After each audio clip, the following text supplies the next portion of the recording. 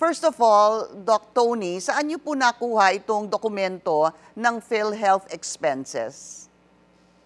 PhilHealth Director kasi ako ng 2016-2019. May mga mababait pong mga tao doon na nagpapakita po ng accountability ng board na hindi nakikita. So, pinasa po sa akin yan, maging yung mga ilan ko pong mga expose sa Senate, nakukuha ho kasi natin yan dun sa mga taong nagmamalasakit para hindi malustay ang pera. So it's all up to the PhilHealth President and CEO.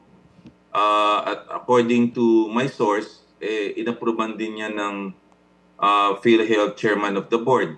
So that is a combination of the Christmas party and the anniversary. Sa tingin ko, public funds yan, masyadong ostentatious ang 138 million, whether Christmas party and anniversary. At sa panahon ngayon na mahirap ang buhay, ay hindi dapat ho ganyan ng pagdustay. So, the burden is actually on them. Pinasa ho sa akin yan ng isang mataas na opisyal inside the PhilHealth. And I think it's incumbent upon them to answer the particular data or information. So, galing po mismo ito sa loob. Galit po yun sa loob at detalyado, and maasahan po yung source natin dyan. At talaga pong sinasabi nila, hindi nila po masikmura yung mga ganyang gastusin, lalo na sa panahon na marami pong issue regarding the PhilHealth. Meron ho akong binabasa ko po yung inyong pinost sa X. Matataas ho dito, may 7 million, meron pong 6 million special newspaper feature in national broadsheets and tabloids. Meron din pong coffee table book na 3.5 million. Meron din pong, ito mataas to, 32 Jacket. million. Yeah. Sports meet? Yeah. Ano ho yun? Those are items na for the celebration eh. So, ang sabi sa akin ng source, combination yan ng Christmas party and anniversary. Pero sa akin, napakalaki ho ng 138 million. Opo. Napakalaki po niyan. At yung data na yan, itemized po kasi yan eh. So, wala naman hong comment sa akin. Kanina ko pang umaga pinost yan.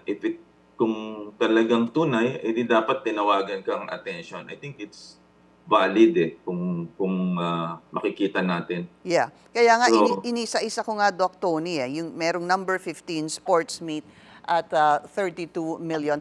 Anyway, so ano ho ang, sabi nyo nga ho, di ba may utos si Pangulo na sana simple na lang yung mga Christmas party. At ito po ay sabi nyo ay kombinasyon ng kanilang Christmas party at anniversary na umabot ng 138 million pesos. Ano ho ang dapat sa inyong palagay gawin ng liderato ng PhilHealth kung sakali ho totoo itong dokumentong ito? well, dapat i-explain nila sa publiko yan eh. Kasi right now, nasa microscope sila regarding yung PhilHealth Diversion Funds na 90 billion. Na sobra yung pondo daw, excess, pero actually nagkukulang pa nga. Tapos na-challenge na sa Supreme Court yan. In fact, mayroon tayong TRO at naghihintay lang tayo sa Pebrero ng oral argument sila. Tapos, binigyan sila ng zero budget sa GAA, sa General Appropriation Act. Dahil nga, because of the perceived excess funds, which I think hindi naman ako nag-agree doon. Pero pag nakita ng yung pinagtatanggol mo ang PhilHealth, ako pinagtatanggol ko yung PhilHealth dahil zero subsidy, tapos makita mo yung ganyan lavish na celebration, para Opo. nakakawalan ng gana. So dahil so nakita ninyo, ipagtatanggol nyo pa ba itong zero budget na binigay sa PhilHealth? Yes, of course, kasi why should we penalize the Filipino people when ang may kasalanan leadership team ng PhilHealth? They should be fired for their lack of vision as well as management ng kanilang budget. Kasi violation to yung Universal Healthcare Law eh. Kung may excess kang reserve funds, sobra doon, hindi ka naman dapat bigyan ng zero budget. Ang rule ng Universal Healthcare is actually to increase the benefit package para ma-decrease pinky ang out-of-pocket expenditure right now is 50%. Ang target natin by this time, 30%. And in 5 years time, 10% lang, katulad ng Thailand. Eh, hindi nila yan na-accomplish. Malayo ho At- tayo doon, Doc Tony. Oo. Doon sa Pinky- porsyento na out of pocket. Yeah, tapos, malayo. Tapos, Pinky, ang masakit niyan, ang magka-carry ng burden to pay for the senior citizen at saka sa may hirap, sa indigents at saka sa PWD, ang direct contributors, yung mga employees. Okay. So we will be carrying the burden and the brunt of paying for the social health insurance. Okay.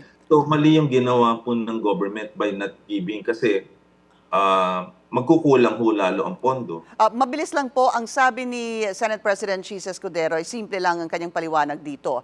May 600 billion pesos na excess or surplus ang PhilHealth. Ang kailangan lamang daw ay 50 billion para dun sa sinasabi niyong indirect contributors, no? And 20 billion daw to expand and improve the benefits. So that total 70 billion.